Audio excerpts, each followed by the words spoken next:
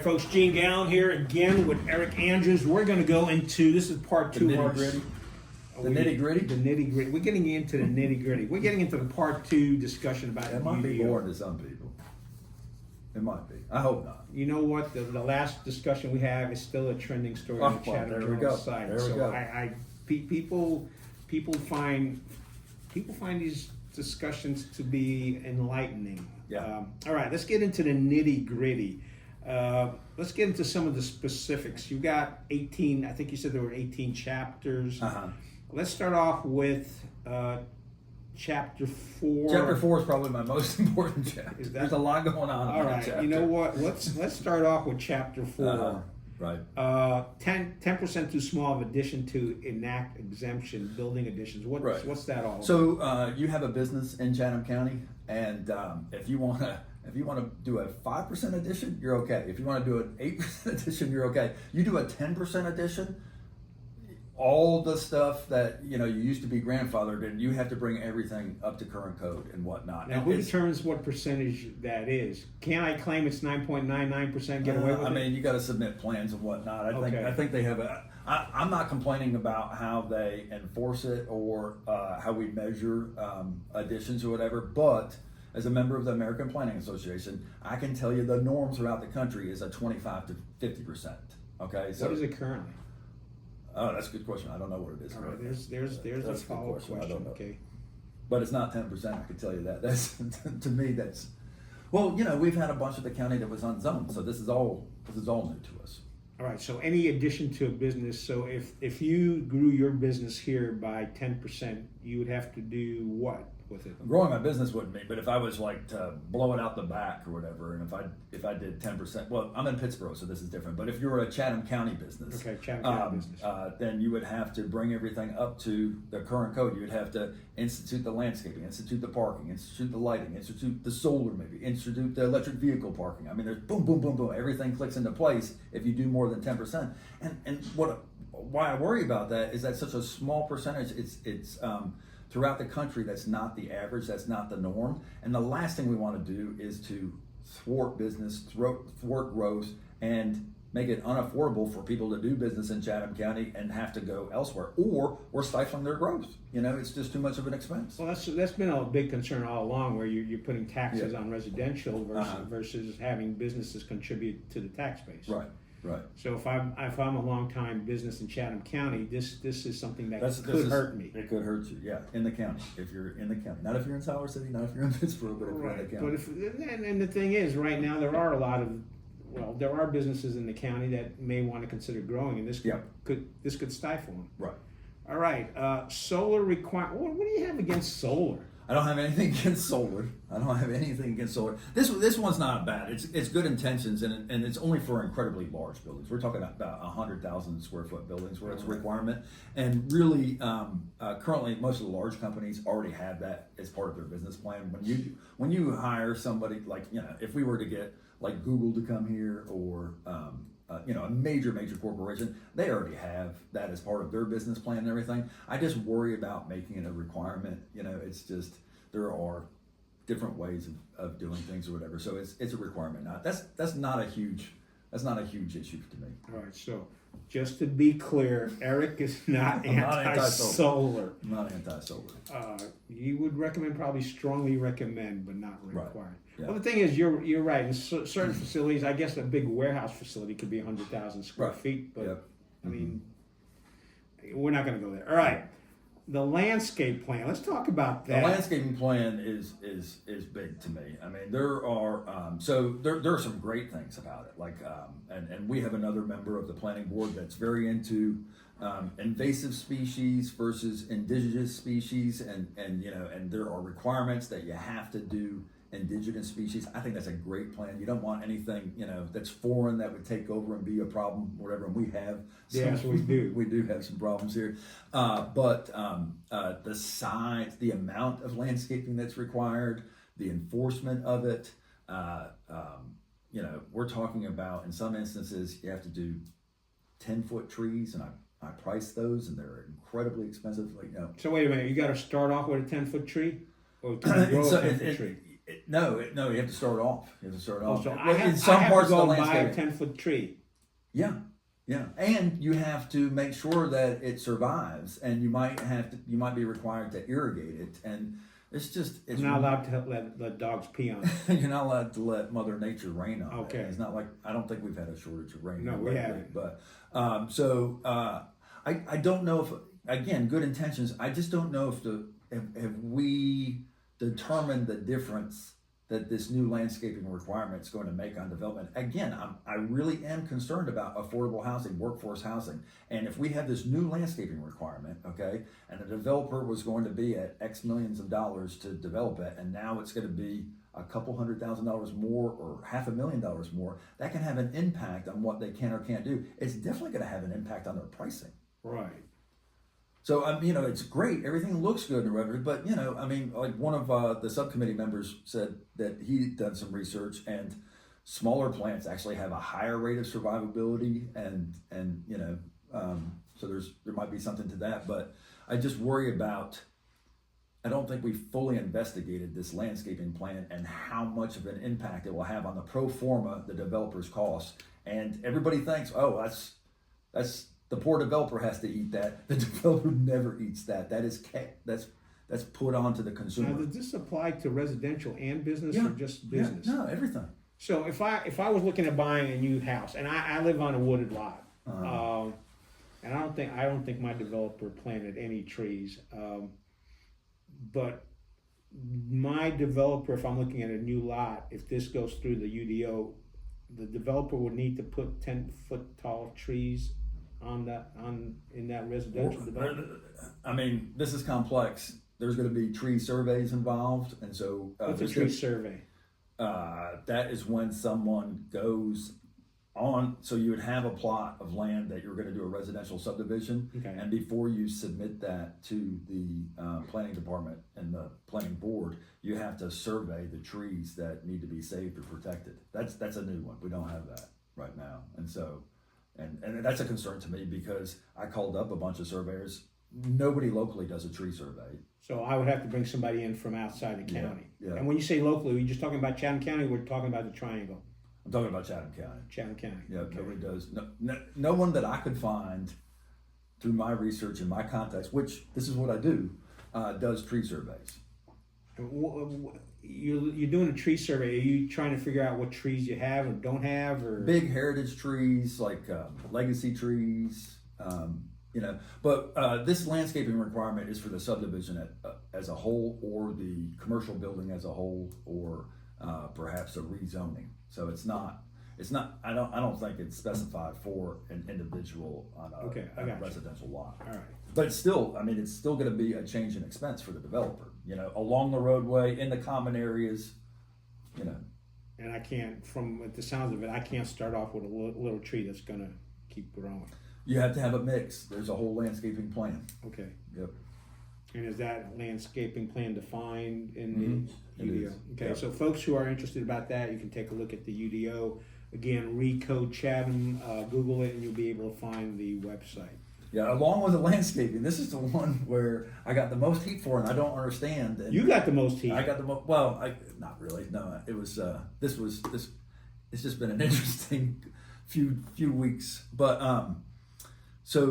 informal survey of all the people in my family and in the office, they didn't like the idea of landscaping requirements around a parking lot. They thought it was a security risk. So that's new now, that you have to have hedges and vegetation around a parking lot. And one of the other things is the lighting requirement around a parking lot. Do I have to keep the parking lot lit?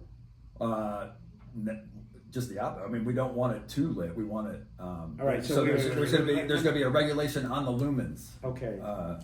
So you can have your lumens. You have to have certain lumens, but you also have to have bushes where bad guys can hide out. Well, that's what I thought. Okay. But there are people that want to, parking lots aren't attractive.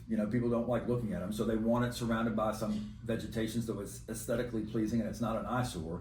But I think the security issue is more of an issue. I had when I mentioned this to one of my buddies, he said, Have you ever heard of the Arboretum in Chapel Hill? And they had a bunch of crime problems because they had a parking area that was completely covered in vegetation, and they actually had to remove the vegetation, and the crime rate went down. So I mean, I think that's how good. big are these bushes that they're talking about? I don't know. It's too hard for me to. I'd say 750 pages. I don't have all this memorized, but there's still a landscaping. Stop talking to people who are getting you all excited about bushes around a parking lot. Although it could be a genuine concern. I don't know if I would want my. I mean, look, I'm still old fashioned. I don't want my wife to put herself in a spot where. I thought that there were other ways of doing it, like maybe a berm or something else. Whatever. I just didn't like the hedges on the edges of the hedges on the edges. Hedges on the hedges on the. Yeah. Eric's against the hedges on the edges. I am. All right. And then now I'm gonna sound like a bad guy too, but the electrical vehicle charging station. We haven't gotten there yet. We're talking about parking lot lighting. What was the thing about that? I had the same concerns or whatever.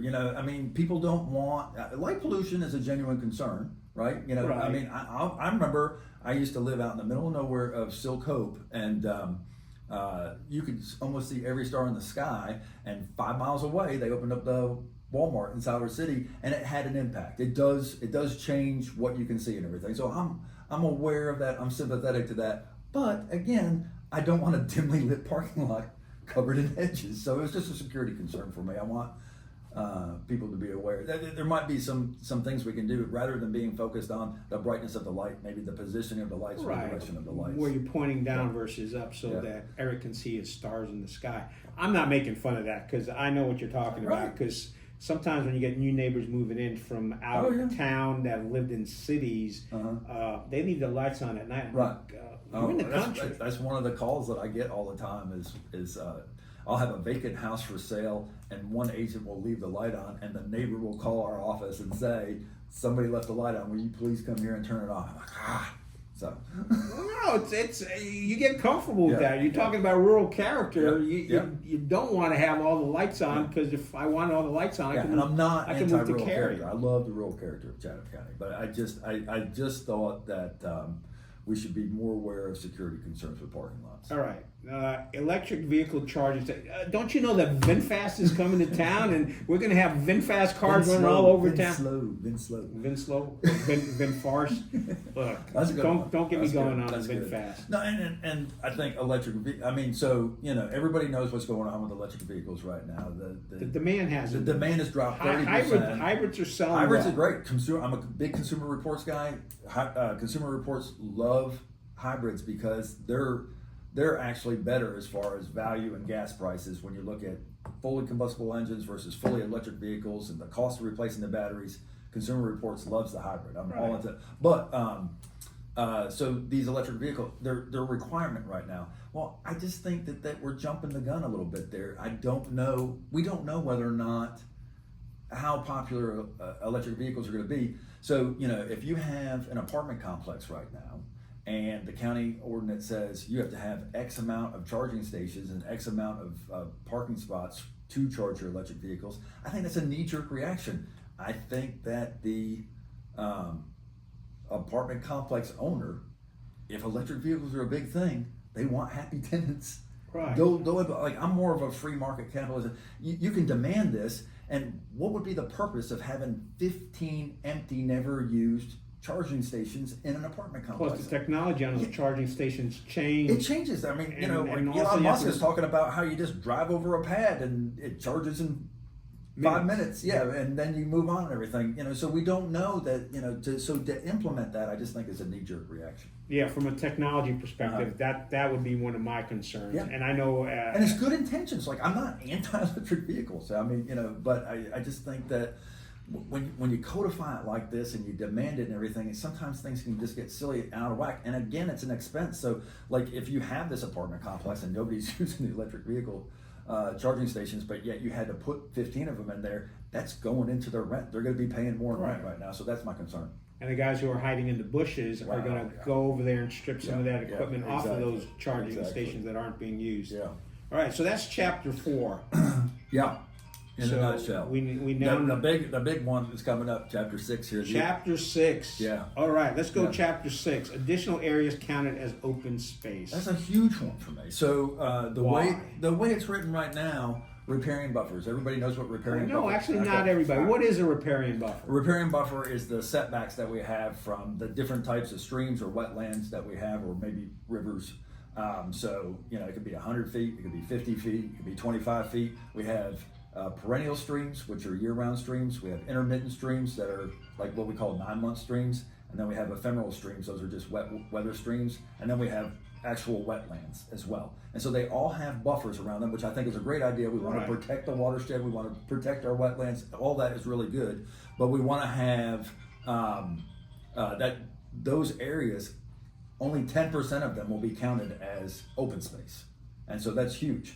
The norm, again, going back to the American Planning Association, the vast majority of the country counts them at 100%. Who is the American Planning Association? It's a magazine, and it's people that are in planning departments or planning boards or whatever. It gives you the most current information of what's going on with parks and developments and highways and everything. It's just a weird thing that I like to read. So they're saying out of those riparian, you need to get a life. So the norm is between 50% and 100%. Okay.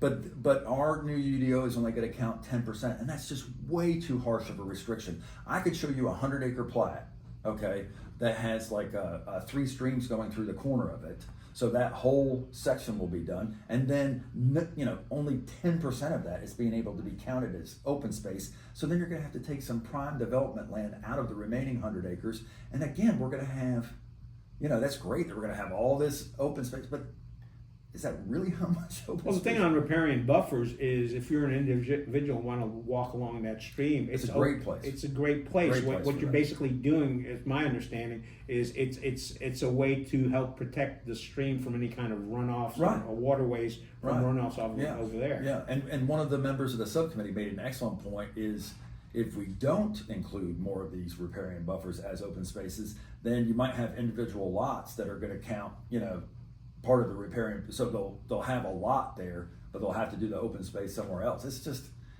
I think it's a good intention, but unintended consequence. Same old story and everything. But it's just too harsh. When the norm is between 50 and 100%, I'm thinking 10% is too strict. Is there a state standard on riparian buffers? I can tell you the state average is probably closer to 50%, but I can tell you a lot of places do the 100%. And why wouldn't you? I mean, I think some people think that the developer's trying to get by. He's like, oh, because we have the riparian buffer as a restriction. Well, we're not going to let him include or she include that as part of the open space because they already had to do it. Right. And I'm just like, well, I mean, it's still doing what you wanted. You wanted open space, and just the fact that it's 2 birds with 1 stone, I don't think should matter. But is there like a 2 birds with 1 stone section of the UDO? No. Okay, just checking. Yep.